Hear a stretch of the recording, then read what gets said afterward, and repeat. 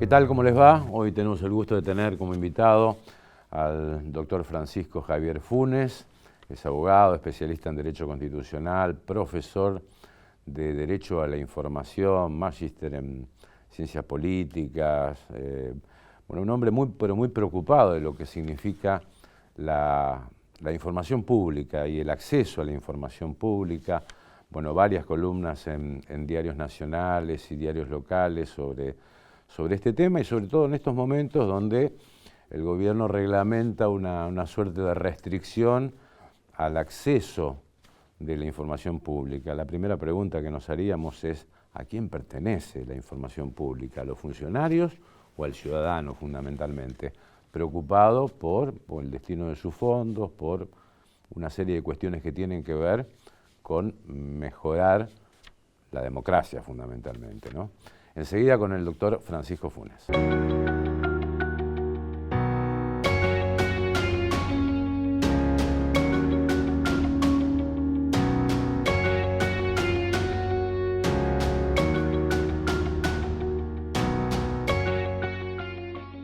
tal, Francisco? ¿Cómo te va? ¿Cómo andás, Guillermo? Gracias ¿Bien? por la invitación. Muy Antes amable, que nada, como siempre. una pregunta personal, ¿no? Porque, a ver, te interesa fundamentalmente este tema.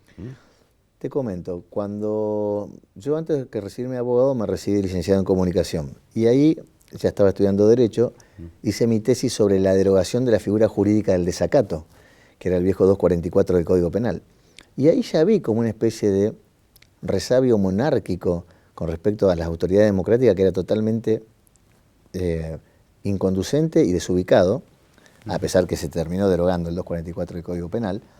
Pero ahí me empecé a interesar en el derecho a la información, porque si vos te remitís a los orígenes de nuestra patria, en el Cabildo la consigna era: el pueblo quiere saber de qué se trata. Exactamente. Entonces, de alguna manera, los ciudadanos son los dueños de la información, porque ellos la solventan con sus impuestos, y además porque son los que una república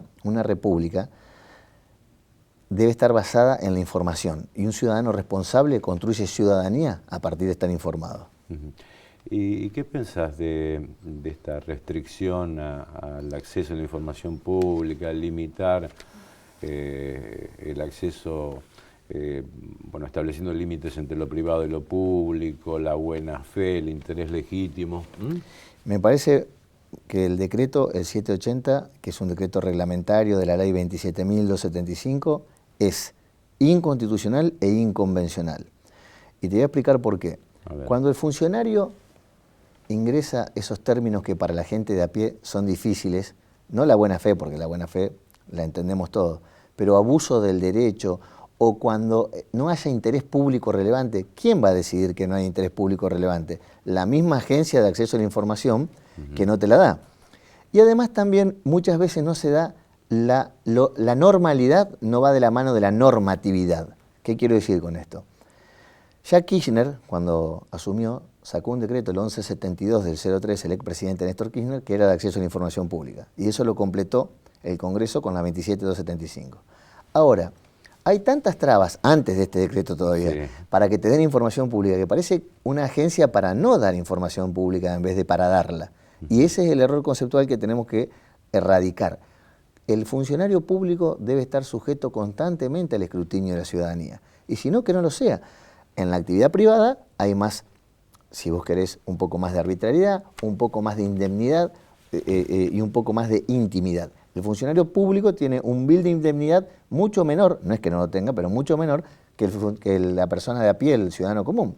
¿Y cómo calificas qué es la información pública? ¿Cuándo es pública la información? Todo registro guardado en cualquier soporte, no me voy a extender porque hoy tenemos las redes, tenemos soporte de papel, en algunas cosas que no han sido escaneadas y digitalizadas, todo registro formado con los impuestos de los ciudadanos y que se guarda en los archivos públicos y que tiene relación con la cosa pública.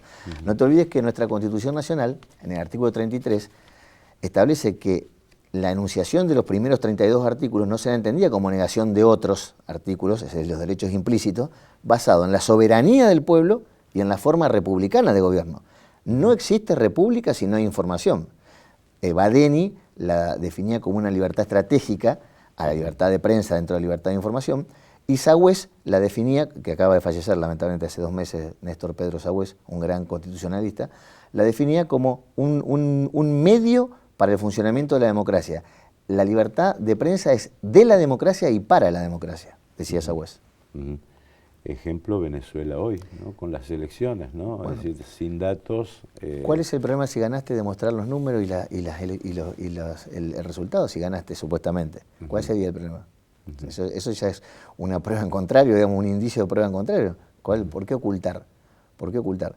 Por eso insisto, el que se mete a la cosa pública, en la República, debe saber cuáles son las reglas del juego, y el escrutinio es intenso y así debe ser, así funciona el sistema, el escrutinio debe ser intenso. Alguien decía, los hombres son naturalmente buenos, pero si se los controla son mejores. Bueno, hay que controlarlos, hay que controlarlos, hay que controlarlos. ¿Y cuál es el límite entre lo público y lo privado, ¿no? Esto lo ha planteado el propio gobierno, es decir, yo tengo derecho a saber quién ingresa a la Quinta de Olivos, si los pasajes de aviones que tienen los legisladores lo hacen con su familia o no. ¿Tengo derecho como ciudadano o forma parte de la esfera privada? De ninguna manera. Usted tiene todo el derecho, Guillermo, tiene todo el derecho en base a que la Quinta de Olivos, los pasajes de avión y la Casa Rosada se sustentan con los impuestos.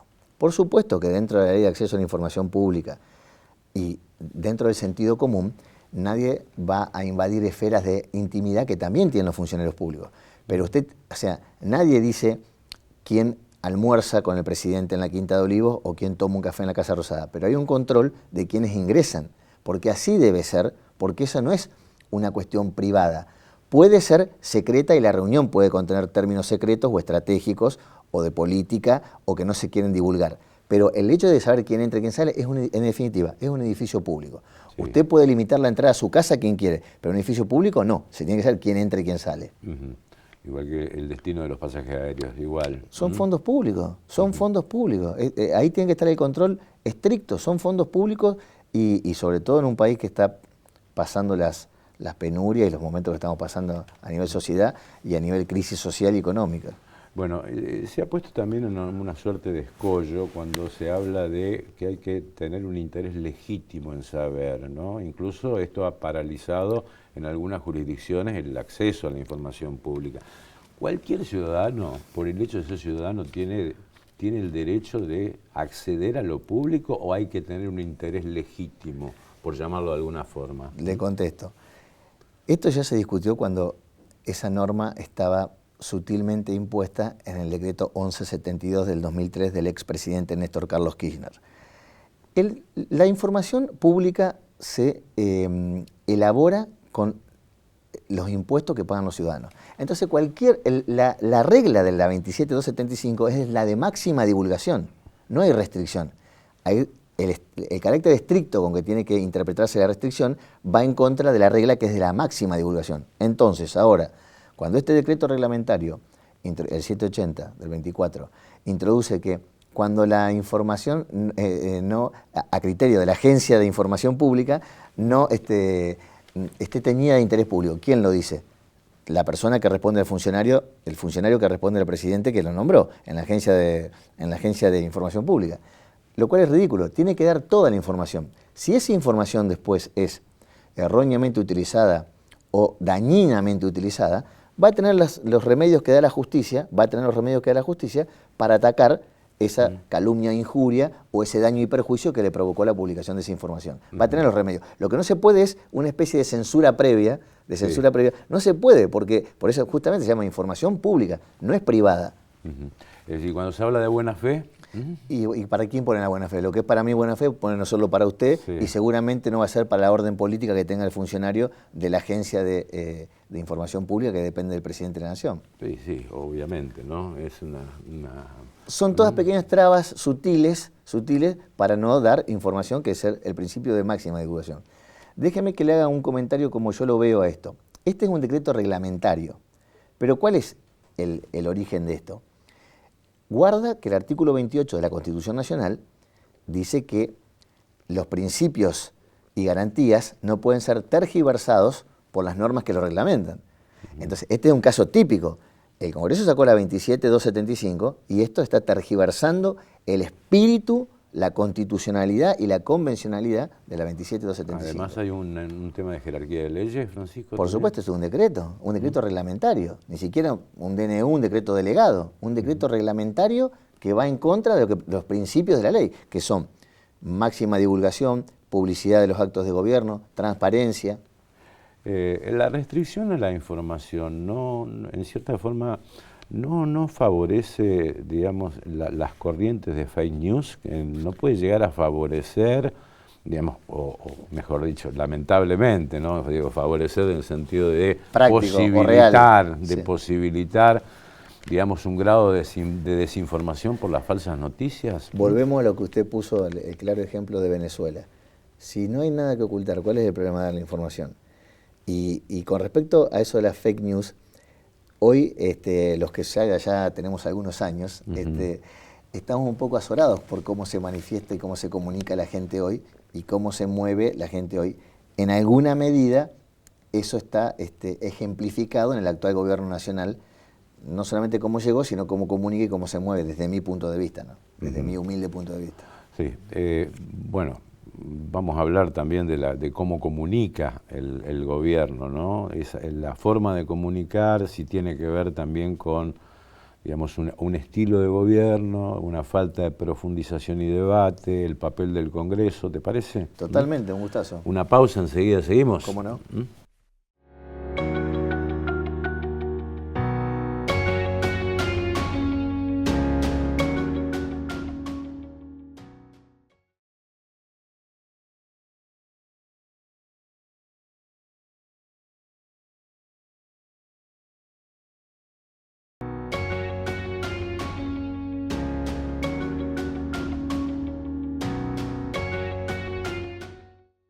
Seguimos con Francisco Funes, hablando del derecho a la información pública, a la comunicación.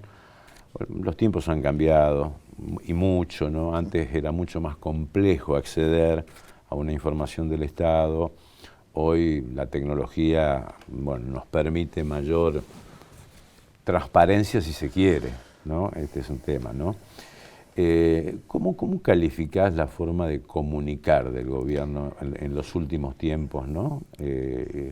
Sobre todo la aparición de las redes sociales, donde simplifica una idea y no profundiza un conocimiento, ¿no?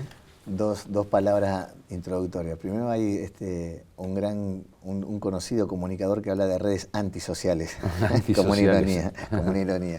Pero sí, ha cambiado. Usted no se olvide que nuestra Corte, en su jurisprudencia moderna, podemos decir de 1960 para acá, la Corte de Frondizi con Arauz de la Madrid, Averasturi, Julio Llanarte, que después integró de vuelta la Corte con Menem, grandes juristas, Boff y Bollero, ya en 3 fallos señeros decían que la libertad de prensa es idónea porque forma al pueblo, ilustra al soberano, y es idónea porque si no sería una democracia meramente nominal.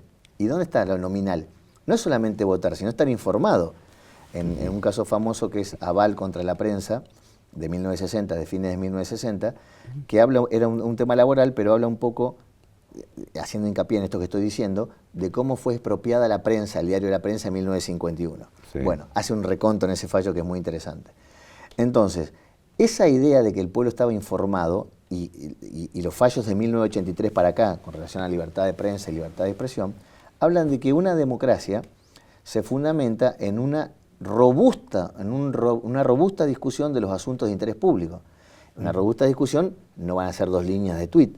Una robusta discusión, argumento, contraargumento, algunas posturas mixtas, usted cede en algunas partes, yo cedo en otras, hay algún grado de razonabilidad, hay algún grado de sentido común. No puede ser una cosa sobreentendida a la velocidad de un tuit. Por eso son muy buenos estos espacios de reflexión, como el que usted me está dando, porque en la diaria, en la vertiginosidad diaria en la que vivimos, estos espacios de reflexión y de serenidad conllevan a pensar un poco, digamos, esta pregunta cuando se dice información pública, ¿pero para qué? Bueno, por ejemplo, para ser una mejor democracia.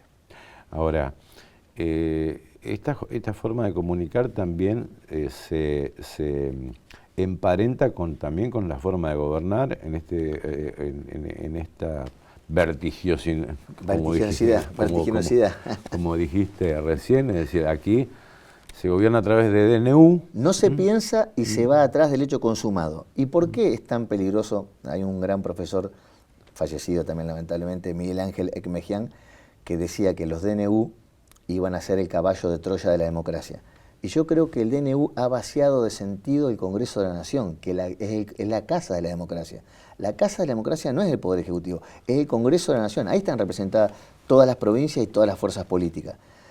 Entonces, usted gobierna por DNU, que se lo permite la Constitución de 1994, que como está redactado fue un error desde mi humilde punto de vista, ese tema, el 99 inciso 3. Y que pretendía aquella reforma disminuir los DNU y fueron aumentando. Atenuar el presidencialismo, claro. Y lejos de atenuarlo, para mí lo potenció. Fíjese usted, usted saca los DNU. ¿Qué dice la Constitución del 94?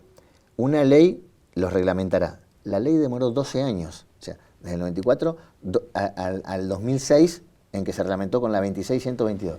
Pero esta 26122, el sentido de la ley de esa 26122, que para mí es totalmente inconstitucional, pone el decreto por arriba de la ley. ¿Por qué digo esto? Porque el decreto tiene que ser rechazado por la Cámara de Diputados y rechazado por la Cámara de Senadores, ambas. Y tiene que haber una comisión bicameral permanente que la siga. Muchas veces la comisión bicameral no está formada. Y cuando está formada, no se expide. Y cuando se expide, diputados no la trata. Y cuando diputados la trata y lo deniega el DNU, no lo hace senadores. Entonces es una forma, si usted fuera asesor de mi ley, usted tiene que decir, gobernemos así, y menos si no tenemos a nadie en el Congreso. Porque esta es la fórmula que nos permite siga, digamos, el siga. Sí, ¿me permitís ser el abogado del diablo? Sí, cómo no. O sea, hablabas de gobernabilidad, pero si yo me pongo en el papel del gobierno, digo, ¿cómo hago para gobernar si tengo una ínfima minoría en el Congreso? Entendiendo que esto es una muy buena pregunta, Sí. Entendiendo que esto es una democracia y que usted tiene los elementos bien interpretados y como lo quiso el convencional constituyente, de formar un gobierno de coalición, que podría ser en este sentido con el PRO, y entonces poner un jefe de gabinete que le haga las veces de ministro legislativo para negociar con el Congreso las leyes que usted no tiene, porque usted no tiene ni la cantidad de diputados ni la cantidad de senadores. Así funciona la democracia. Ahora, si vemos cómo hizo este gobierno, es exactamente lo contrario de lo que pensaba, yo que tuve la suerte de participar de la reforma, de lo que pensaba Alfonsín con respecto a la figura de atenuar el presidencialismo y la creación del jefe de gabinete. Ahora, ¿no es complejo también que como un embudo estos temas que son conflictivos entre un poder y otro termine en la Corte Suprema de Justicia de la Nación, que termina gobernando la Corte? Y le digo más, ahí Zaffaroni tiene una crítica que dicen 4 personas nos gobiernan, 4 ministros de la Corte, porque falta nombrar el quinto, ahora se mandaron los 2 pliegos, porque se jubila a fin de año Maqueda. Sí. Entonces, dicen 3 personas nos gobiernan. Yo tampoco pienso mucho en ese aspecto porque pienso que el Poder Judicial es un poder contramayoritario y justamente está para hacer el fiel balance y el control de los otros 2 poderes. Ahora sí estoy con usted, y esto sí, la clase política, esto es más sociológico que jurídico, tiene que entenderlo, que las cuestiones políticas debe resolver la política. No puede judicializarse todo lo político, que es un poco lo que pasa. Con lo cual la Corte se carga de causas, pero al margen de ese cuello de botella que es la Corte cargada de causas, como usted dice, el Poder Judicial, que es el único no electo, termina decidiendo las cuestiones de los 2 poderes electos por la gente. Con lo cual hay de alguna manera un déficit democrático ahí. Hay un déficit democrático. Sí, la Corte termina resolviendo problemas que tiene que resolver la política. Y ahora te pregunto, no sé, es una pregunta muy compleja, ¿no?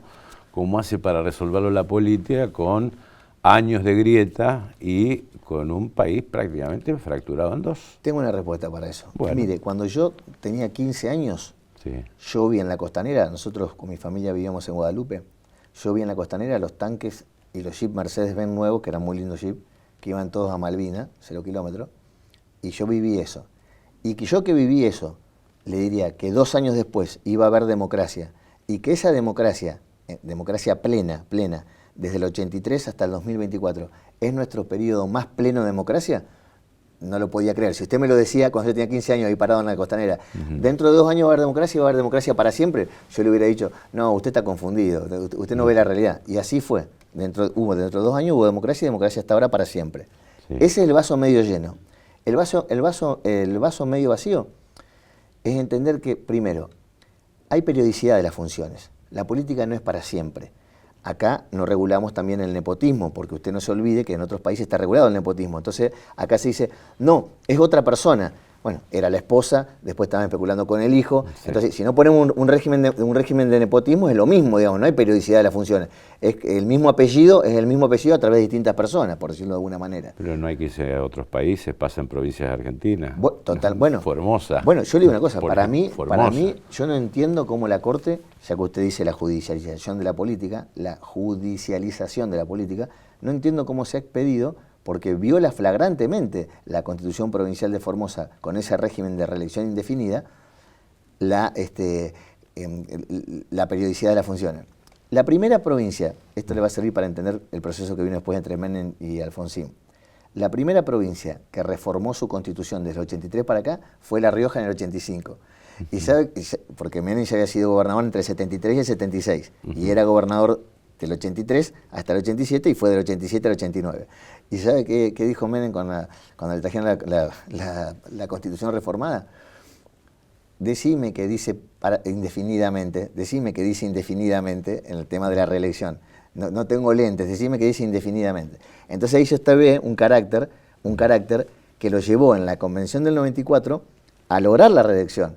Pero tuvieron que sacar una cláusula transitoria aclarando que se entendía que el presidente que estaba ocupando el cargo se entendía como primer mandato para que no fuera después el otro y el otro.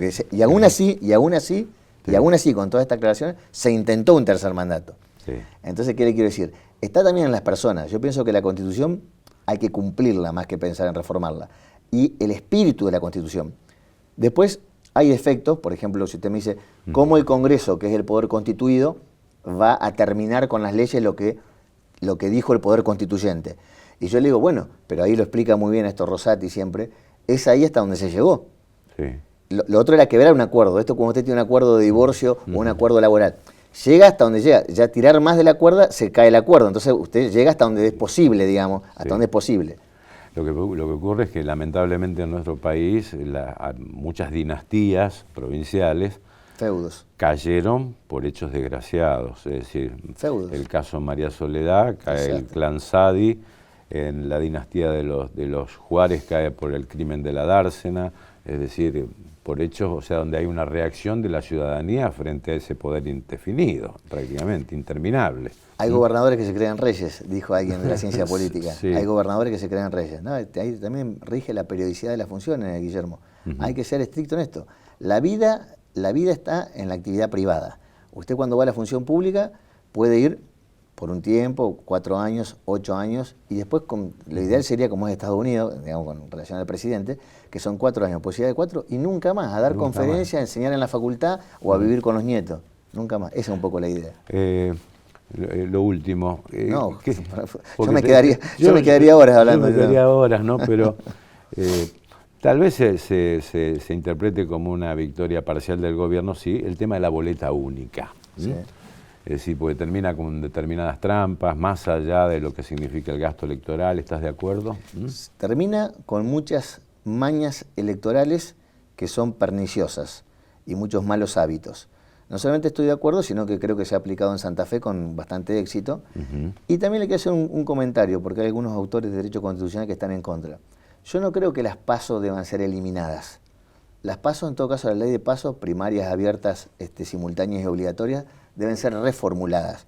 Quizá no ser obligatorias, pero de ahí conformar, como en un país normal, las 3 o 4 fórmulas que van a debatir, porque no puede haber 45 fórmulas de presidente y vicepresidente de la Nación.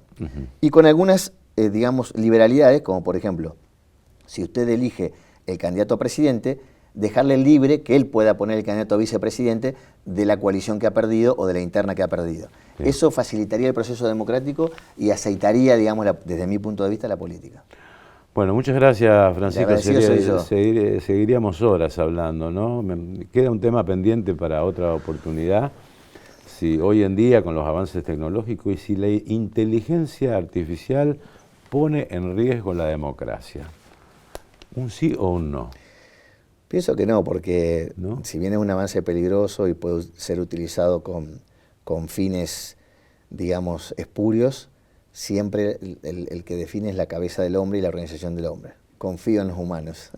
Gracias. Y agradecido soy yo. Muchas gracias. Francisco Funes pasó con nosotros. Gracias, Jessy, Selene. Gracias, Agustín. Nos despedimos hasta nuestro próximo encuentro.